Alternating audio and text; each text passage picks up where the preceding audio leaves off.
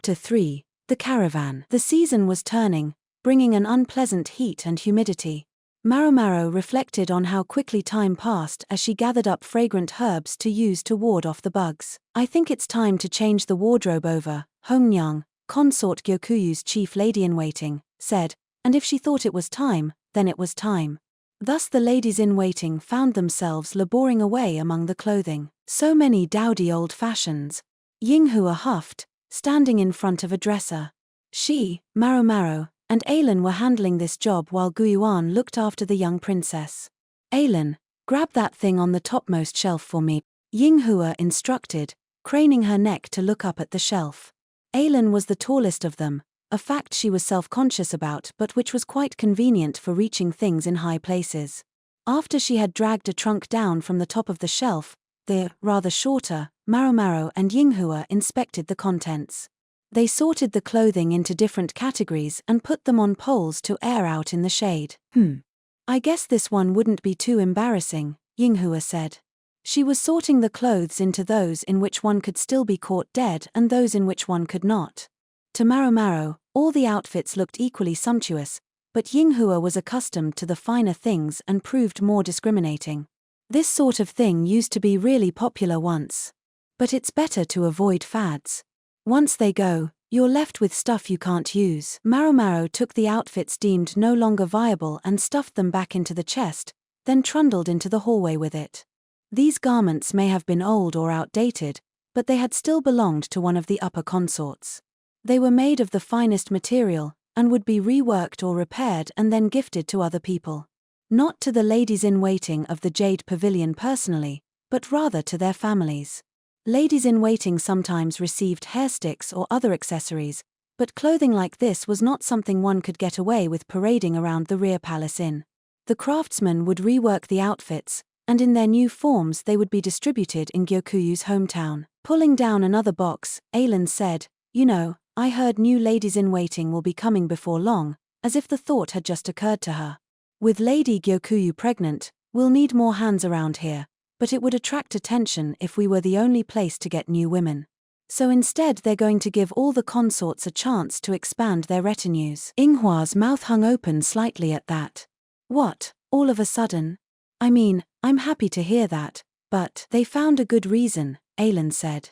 Think about it. When one consort shows up with more than 50 attendants, how are the other women supposed to feel? Yeah, I see what you mean, Yinghua said, her face darkening briefly. Maomao, too, understood what Alan was talking about. Or rather, whom, consort Lulan, who had entered the rear palace with tremendous fanfare. For the emperor's favorite consort, by contrast, to have a measly 5 women simply didn't look good. Did she even try to make do with fewer women? Said Yinghua. Watch it, Yinghua, or you'll get another taste of Hongyang's iron hammer, Alan responded. Yinghua promptly clapped her hands over her mouth. Maomao, meanwhile, concentrated single-mindedly on putting the unwanted clothes in chests and carrying them out. In this way they carried on, chatting and working, until they had discarded almost half the summer clothes. We did get rid of a lot, Maomao said, puzzled, but how will we manage now? Not to worry, Alan said with a smile. We've already commissioned a few new sets of clothes from the craftsmen, and a caravan will be coming soon. We can buy more then, Yinghua added. Alan gave her a reproachful look for stealing her thunder. A caravan? Maomao said. Yeah, that's right, Yinghua replied, brushing her hand along one outfit to check the feel of the silk. It's supposed to be even bigger than usual this time. The excitement was evident in her voice. Perhaps the thought of it was what made her hand stop moving. Caravans had once been groups of merchants who crossed the desert together, but the word had come to refer to any traveling sellers who visited, willing to engage in trade. Sometimes they did bring unusual items from strange lands, so the word wasn't entirely inaccurate, but still it didn't quite feel right. The last caravan had visited during the time when Maomao had been effectively exiled from the rear palace, and the time before that, she had been a mere maid, unable to involve herself with such festivities. She had dealt with merchants in the pleasure district, so they didn't hold any particular fascination for her, but the idea was understandably exciting in the rear palace, where distractions were few and far between. You should go have a look, Maomao. We'll make sure you have some time in your schedule. Lady Gyokuyu usually gives us a little pocket money for things like this. Yinghua grinned. It happened just as the smile was crossing her face. Maomao and Alan froze. Yinghua looked at them, confused, and they both pointed behind her. Yinghua turned around slowly to find Hongyang hovering over her like a storm cloud. The chief lady-in-waiting wore a tight, crooked smile. Yinghua almost choked, but managed a feeble grin. I hear a lot of talking, but I don't see a lot of sorting, Hongyang said. What? Maomao and Alan, for their part, promptly set about folding clothes. Yinghua's mouth opened in an expression of betrayal. I do want that pocket change, Maomao thought. The incident, allegedly, cost Yinghua a bit of her spending money. The rear palace was a big place, bigger than some towns.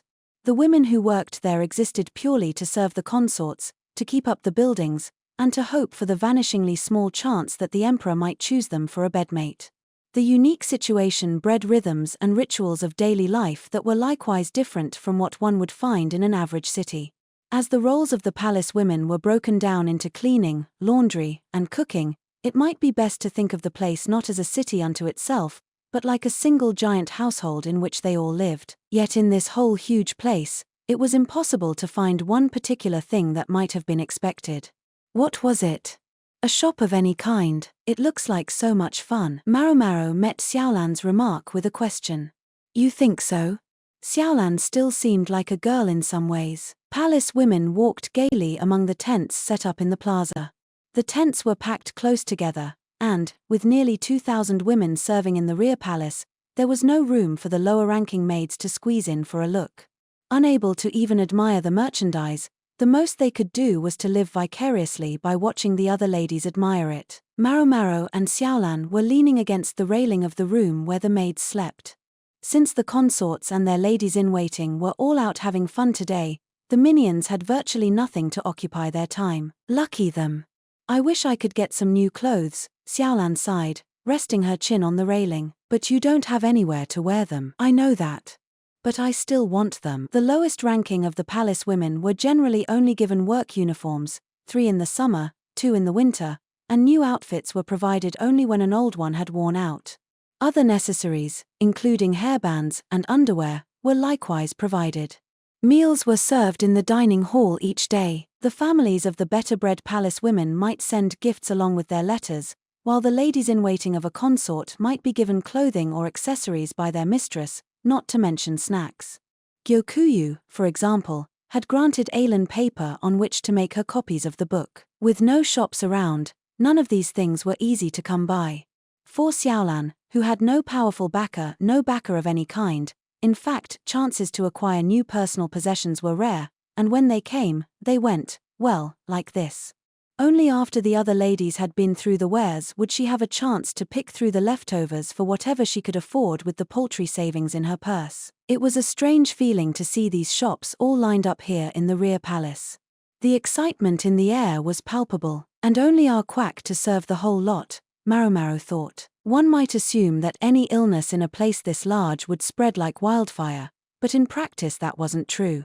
Sanitation in the rear palace was excellent. The palace women spent much of their time cleaning, and waste was dealt with efficiently. When enough of it had built up, it was flushed into the source, whence it went, not to the moat, but out to a great river. The moat was thus kept free of filth and stench. The former emperor had utilized this site because there was already an existing saw here, a technology that had apparently come from the west. Talk had it that the rear palace had once been an actual city, refashioned to serve its current purpose.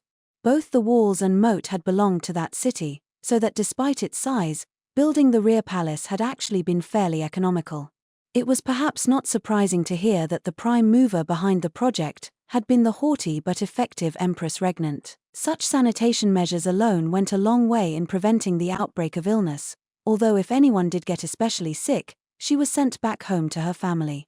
So the little world of the rear palace went round, with or without a quack for a doctor. Maomao, I think I can get a little time off on the last day, Xiaolan said.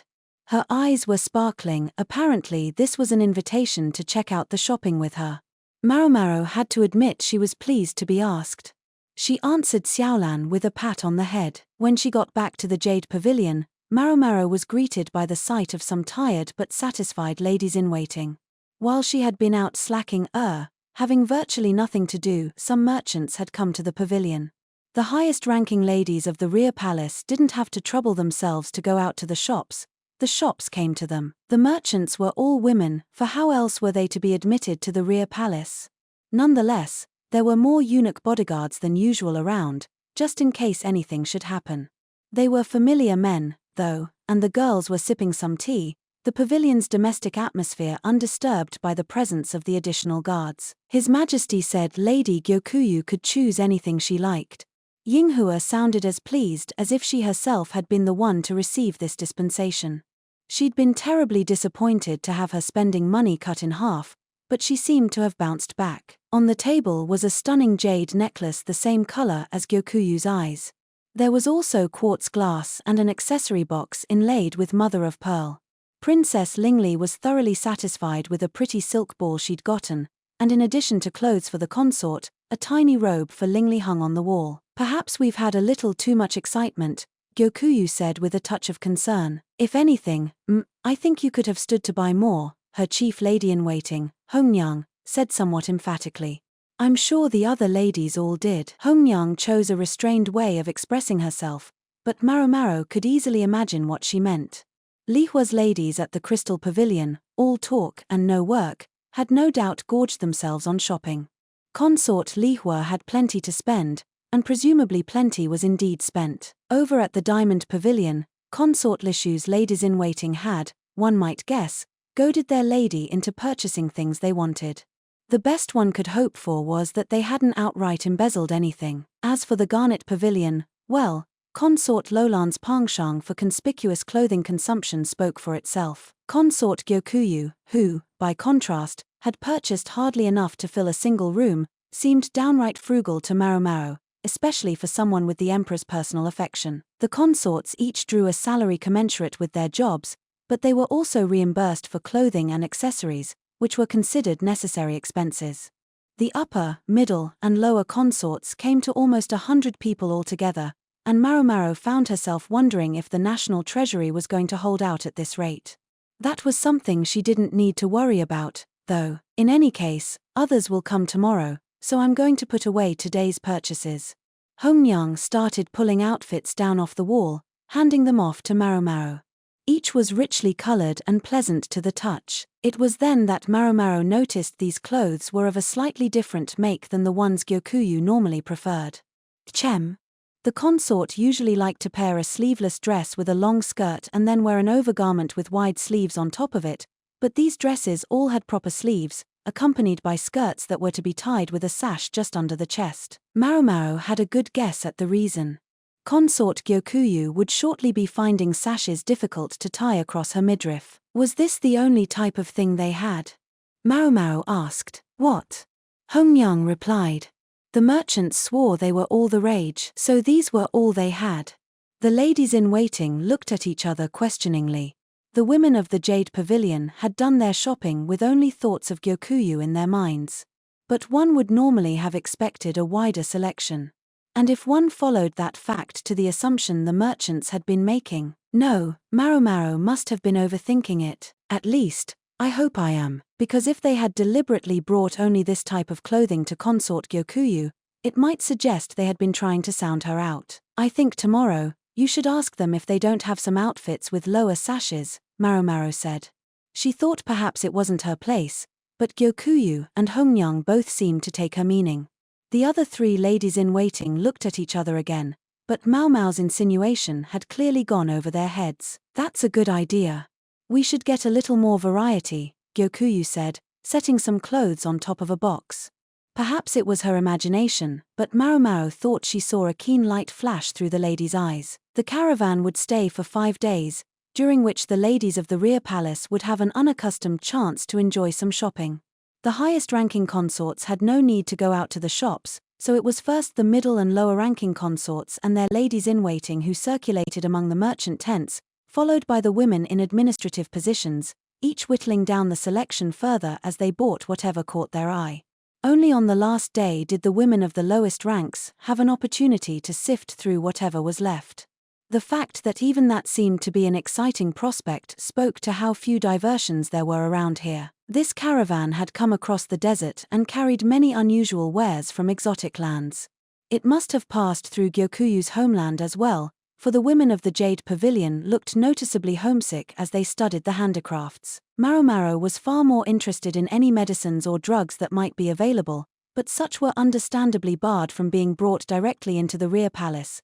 Tea leaves and spices, sold almost as an afterthought, were as close as the merchants came. On the final day, Maomao, with a bit of spending money from consort Gyokuyu, went to the market with Xiaolan just as she had promised. Wow, I can't believe it.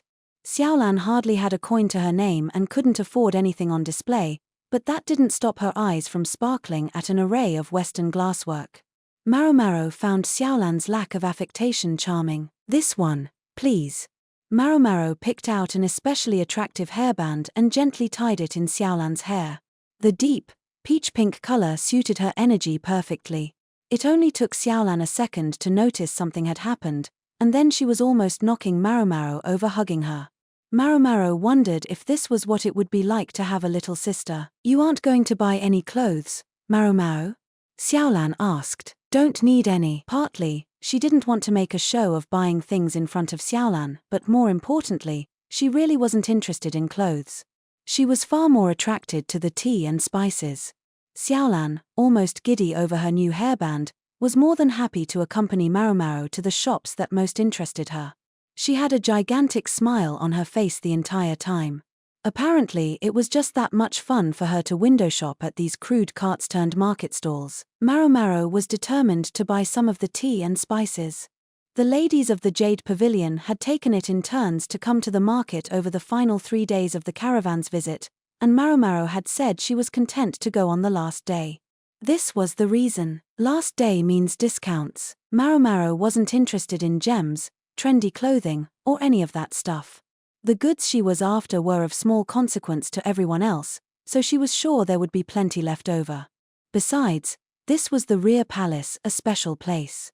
A bit of good-natured ripping off was to be expected. "If they think they're going to take me for a ride," though, Maomao's wiles were sharp. She'd spent most of her life watching the old madam do business, after all. She stopped at one of the shops selling tea. A quartz goldfish bowl was filled with pretty little buds tied into balls. Jasmine tea. When steeped in hot water, the buds would open, as pleasant to see as they were to smell as the tea released its lovely aroma. Sadly, it had mostly been bought up. There were only 3 buds left. "I'll take this," Maomao said. But at the exact same moment, another voice said, "This one, please." Maomao looked over to discover someone pointing at the same bowl. It was a palace woman about half a head taller than Maomao, although in spite of her height she still looked and sounded quite young. The contrast left Maomao blinking. She couldn't shake the sense that she'd seen the girl somewhere before. The other girl looked almost as confused as Maomao, then she exclaimed, "Oh," her eyes lighting up. "How's your kitty cat?" she asked. That jogged Maomao's memory. This was the girl who had helped catch the kitten since dubbed admonisher of thieves. Maomao still didn't know her name. "She's well. She lives at the medical office for the time being." The other girl grinned widely. She seemed to have a rich range of expressions, all highly communicative. "Oh, Shisui. You were able to get time off?" Xiaolan said, bouncing into the conversation between the two of them. These two must have already known each other. Come to think of it, Shisui was wearing the same uniform as Xiaolan, that of the Shangfu, or wardrobe service. She must have gone to the laundry area pretty often. It was only through happenstance that Maomao hadn't run into her before. "Yeah, they owe me at least this much." "You've got that right," Xiaolan said. It was an innocent, friendly conversation. Maomao noticed the tea seller looking at them. She went ahead and bought all 3 of the remaining bulbs of jasmine tea and asked for them to be packed separately. The woman wasn't thrilled about that, but when Maomao asked for one of the other leftover teas as well, she came around. Then Maomao distributed the packages, one to Xiaolan and one to Shisui, keeping the last for herself. "Maybe we should take our chat somewhere else so we don't get in the way," she suggested, and pointed toward the medical building. At the medical office, The quack doctor was gazing out at the marketplace enviously. As ever, he seemed to have a lot of time on his hands. The nature of his work kept him from leaving his office, even if hardly anyone ever showed up there. It must have been rough on him. He passed the time by helping the kitten groom herself. He was a very personable man, though, and when visitors did come, he bent over backwards to be hospitable to them. "Gracious, young lady, I had no idea you had friends." Not exactly a tactful thing to say, but then again, not untrue either. Xiaolan entered the doctor's office only with some trepidation, but her eyes lit up when she heard the cat say, "Meow." Shisui likewise had a gleam in her eye. "Oh, she's adorable," Shisui said. "What's her name?" There was a long beat. Finally Maomao replied, "Admonisher of thieves." "Heh. What kind of weird name is that?" "Just call her the kitten, then." "Yes, the kitten, that was plenty." Calling her Maomao was far weirder than the name the emperor had given her. Xiaolan and Shisui rarely visited the medical office. For one thing, they were normally too busy with work. Today, though, there was a festival atmosphere and everyone was having a good time. As a precaution, the storehouse containing the most important medicines had been locked up. True, it was arguably problematic that Maomao, who wasn't technically on the staff, knew where the key was, but if she told anyone, they would only hide it from her, and she didn't want that. Maomao heated water while the quack prepared treats. She decided to use a quartz vessel instead of a teapot today. It was really for making medicine, not drinks, but when you had a high-quality tea like jasmine on hand, ceramics seemed like a waste. She used tepid water to warm the chilly vessel, then emptied it before placing a round bulb inside and pouring near-boiling water over it. "Oh, wow!" The girlish cry came from Xiaolan, who was impressed by the potent aroma that drifted from the opening bulb. "Maomao, is this that stuff you bought earlier?" Maomao nodded. Shisui, for her part, was conspicuous by her silence. Maybe she'd seen jasmine tea before. "You don't want the water to be boiling, just relatively warm," Maomao said. "Not that I have many chances to make it. The tea leaves would probably keep for a little while if necessary." The doctor appeared, solicitously offering rice crackers and mooncakes. The cakes were a bit large, so he cut them into pieces with a simple cleaver. Xiaolan's eyes were already shining as she tried to judge which slice was the biggest. Only moments ago, she'd seemed unsure whether it was even acceptable for her to come into the doctor's office. Now she was already chatting amiably with the quack. Maybe it was her youth that made her so adaptable. Shisui was also talking comfortably with him. The quack was clearly quite pleased. Many of the women in the rear palace treated men like him rather coolly because he was a eunuch, so meeting someone like Xiaolan must have been a relief. "I do feel I should remind you young ladies that this isn't a playhouse. This is just for this one time, okay?" He repeated himself on this point several times. It seemed to be his roundabout way of telling them that, in fact, they were quite welcome to come again. He could hardly say it in so many words. "Is it like this every time?"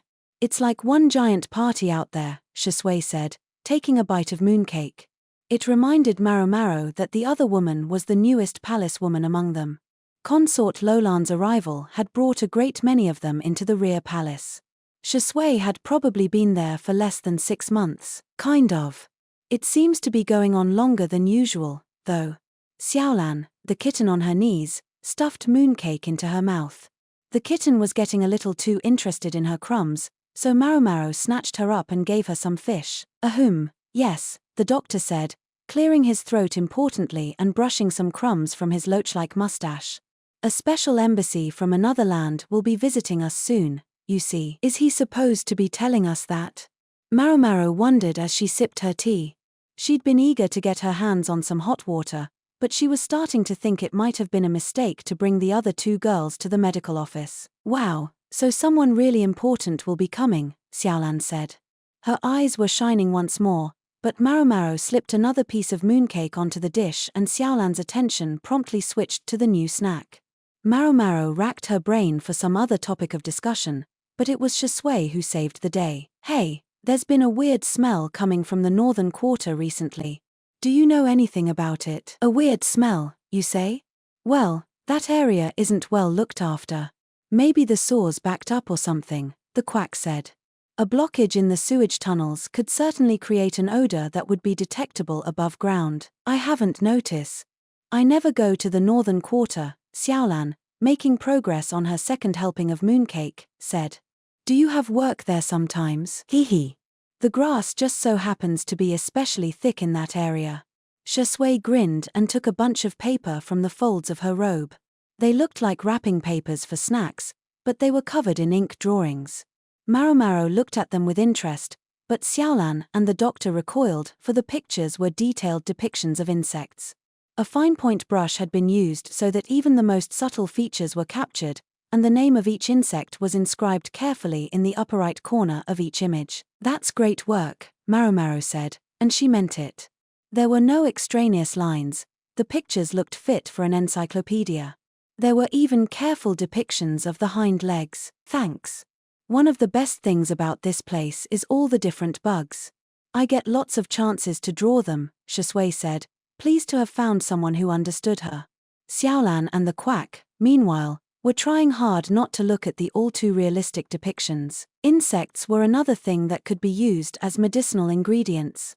They didn't put too much emphasis on that back in the pleasure district, it tended to upset the ladies, but many insect-based remedies were quite effective. Praying mantis ootheki were an excellent vigor enhancer, while earthworms had antipyretic properties. The fruit orchards to the south are too well tended to have many bugs, but there's lots in the northern quarter. It's very desolate. You know, in a good way.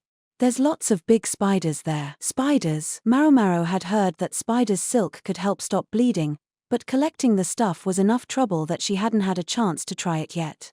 Shui's comment lit a fire in Maomao's eyes. You want to see? I can take you there. I want to see. Take me there. Maomao and Shui were weirdly in sync. Xiaolan and the doctor observed their conversation with detachment. The kitten, her tummy full, raised one of her hind legs and scratched behind her ears.